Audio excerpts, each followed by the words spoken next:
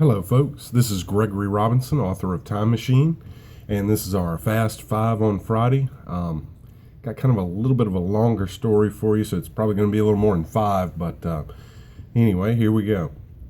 So, back before my wife and I got married, back when we were dating, she called me one day. She'd come home at lunch to find a couple things wrong at the house. The garage door wouldn't open, and when she finally entered the house and went into the garage, there were a few things that were knocked over and broken near a window in the garage. And of course, she thought somebody had come in through the garage or through the window and gotten into the house. So she called me. We were dating at the time, and I ran over to her place and, of course, came in and checked the house out. So I came into the house and, in my best military voice, just hollered out that, "Hey, I'm coming in here. Anybody that's in here needs to identify themselves and show themselves. I'm armed," all this good stuff. And cleared the house. There was nobody in the house.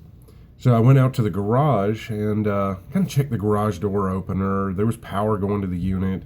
The lights were coming on. And I thought, okay, there's probably something wrong with one of the sensors. So I went to go check one of the sensors, and sure enough, the wire was broken. And as I inspected a little bit closer, I saw about a 4.5 inch long white hair. And I knew exactly what that meant. Possum. So I checked the rest of the garage, looked around, couldn't find one. I thought, all right. So I repaired the wires, got the garage door working, going up and down, no big deal.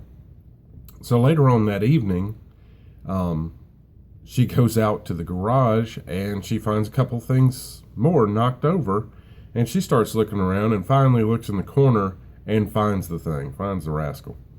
So she comes back in and goes, "Oh, I found it," and I go out there and take a look, and this is a big possum. He is crawled up in the corner. We had a bunch of tables and chairs and things kind of stacked in the corner, and he was big. He was a good 25, 30 pounds. Nasty little thing. I don't know if you've ever run into possums or not before, but they are mean-looking little creatures. They're not that dangerous, but they're just mean-looking.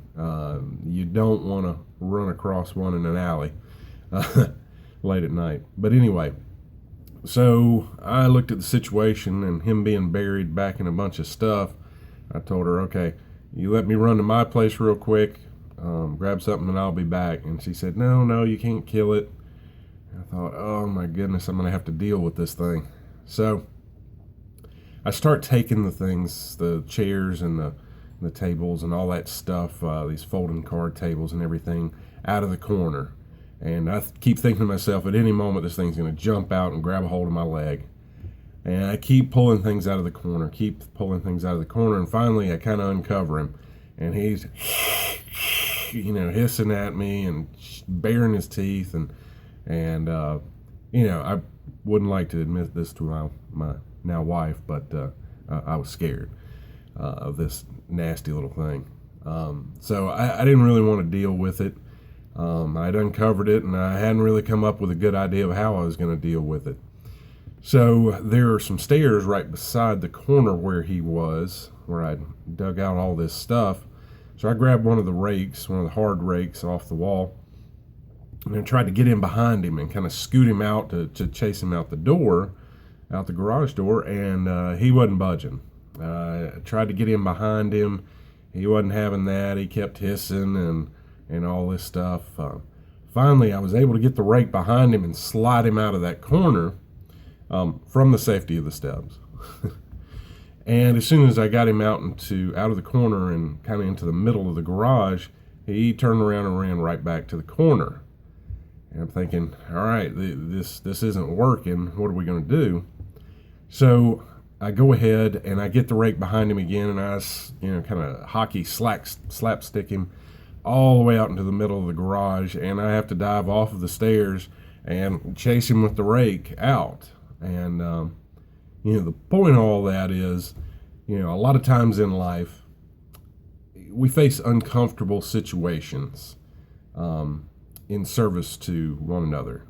And at this point, like I said, my wife and I were just dating at that time, and I was really concerned with how she viewed me. So I knew I had to deal with this possum and not look like a weenie in front of my future wife.